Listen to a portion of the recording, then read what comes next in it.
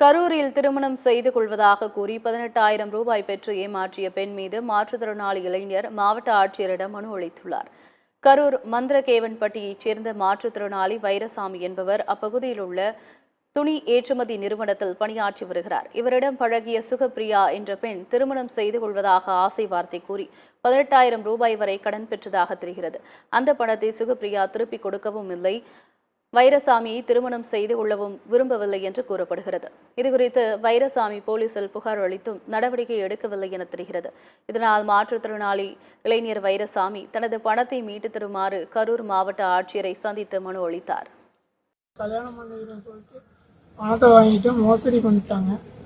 அந்த பொண்ணு பேர் சுகப்பிரியா, ஊர் பிச்சைமட்டி. போலீஸ்கிட்ட கம்ப்ளைண்ட் கொடுத்தேன், எந்த ஒரு நடவடிக்கையும் எடுக்கலை. இது மாதிரி சிஎம் கொடுத்தேன், அவளும் எந்த ஒரு ரெஸ்பான்ஸ் நடைமுறை எடுக்கிறேன் அப்படின்னு சொல்லிட்டு நம்பரை ட்ரை பண்ணிக்கிறாங்க. யாருக்கும் கால் பண்ணி பேச முடியல. பணம் தரலைன்னா கல்யாணம் பண்ணாமல் விடாமல் பண்ணி போடுவேன் அப்படின்னு விரட்டுறாங்க. அதுக்கு தீர்வு போலீஸ் நடவடிக்கை எடுக்க